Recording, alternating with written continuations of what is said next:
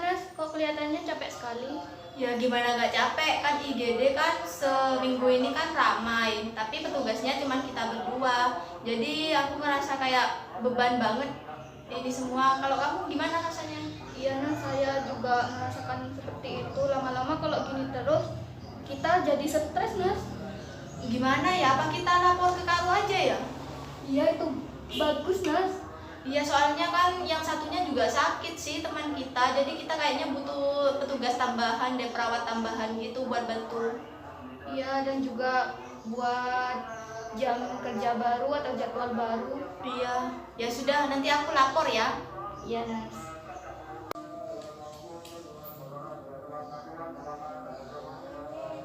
Permisi. Iya, silakan duduk. Ada apa ya? Jadi begini Bu, saya kan perawat di ruang IGD pada saat shift malam. Nah pada saat shift malam itu ruang UGD, teman saya itu salah satunya sakit. Jadi kami hanya berdua di ruang UGD Bu. Dan kami kayak merasa kecapean gitu Bu. Soalnya kan ruang UGD akhir-akhir ini juga ramai. Tiba-tiba ada pasien yang datang seperti itu. Jadi kami mohon ada penggantian ulang atau penambahan perawat baru di shift malam di ruang UGD. Baik, nanti saya akan menambah tenaga kerja, perawat, dan juga mengatur jadwal untuk shift kerjanya. Iya Ibu, terima kasih ya Ibu. Ya, sama-sama. Baik, saya permisi dulu ya Bu. Ya, silakan.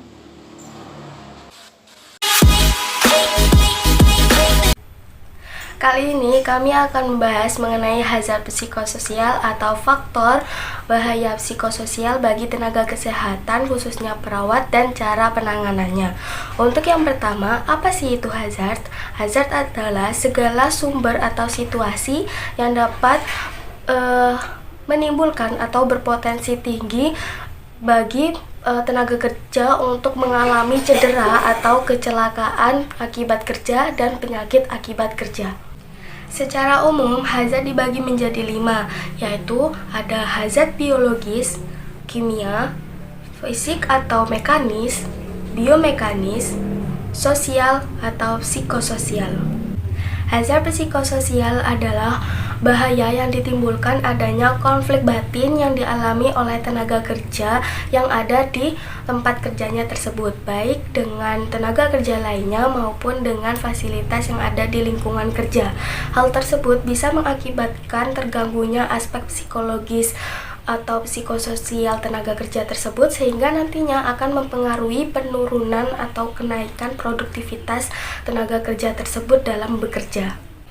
Salah satu hazard psikososial yang terjadi adalah perawat yang mengalami beban kerja atau jam kerja yang sangat banyak yang tidak seimbang dengan tenaga kerja yang ada di ruangan tersebut dengan pasien yang ditangani. Hal tersebut dapat ditangani dengan cara pengalokasian jadwal atau pengaturan jadwal yang sesuai dengan tenaga kerja yang ada di ruangan tersebut, dan juga pemerataan tenaga kerja dan juga shift yang berlaku di ruangan tersebut agar nantinya tenaga kerja dan pasien dapat seimbang jumlahnya dan tidak ada hal yang dapat memberatkan perawat maupun tenaga kesehatan yang lainnya. Yang selanjutnya yaitu dampak hazard psikososial.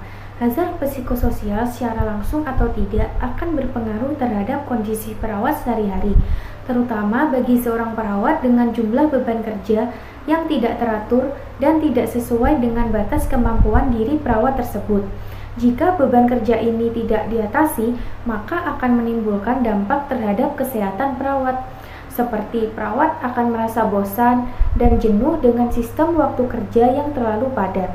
Selain itu, perawat juga akan merasakan stres akibat dari tuntutan pekerjaan yang padat.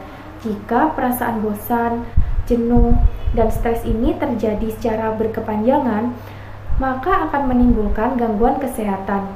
Perawat akan mengalami keluhan beberapa penyakit, sehingga menurunkan produktivitas kerja dari perawat itu sendiri. Maka dari itu, perlu adanya pencegahan dari hazard psikososial ini. Hal yang dapat dilakukan untuk mencegah hazard psikososial akibat beban kerja perawat yang tidak teratur, yaitu Yang pertama, menetapkan pola gilir kerja.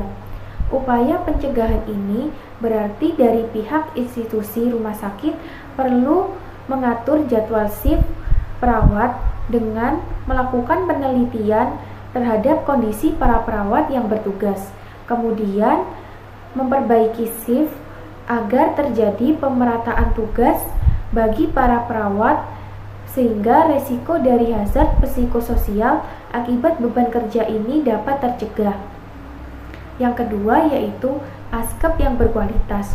Upaya pencegahan ini berarti askep yang berkualitas dari perawat perlu dilindungi oleh undang-undang. Bahaya di rumah sakit akan berdampak pada kesehatan dan keselamatan perawat, yang mana jika tidak diperhatikan akan terjadi peningkatan absensi, ketidakpuasan bekerja, produktivitas menurun, dan gangguan konsentrasi perawat dalam bekerja. Yang selanjutnya yaitu menjalin dan menjaga komunikasi dan hubungan dengan tim. Upaya pencegahan ini dapat dilakukan melalui rapat, pengumpulan informasi, pendapat dalam melaksanakan program kerja, evaluasi program kerja, penyelesaian masalah bersama, bimbingan dan arahan, serta penjelasan yang bermanfaat untuk mengurangi kesenjangan komunikasi antar pimpinan dan sesama staf. Yang selanjutnya yaitu pelatihan bagi perawat. Upaya pencegahan ini bertujuan untuk mengembangkan pengetahuan perawat sesuai dengan perkembangan ilmu dan teknologi.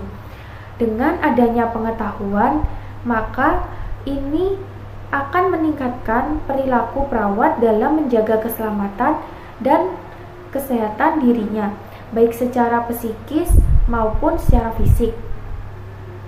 Nah, dapat disimpulkan bahwa hazard psikososial merupakan potensi bahaya dari aspek psikologis ketenagakerjaan yang kurang baik. Salah satunya adalah penerapan pola gilir kerja yang tidak teratur.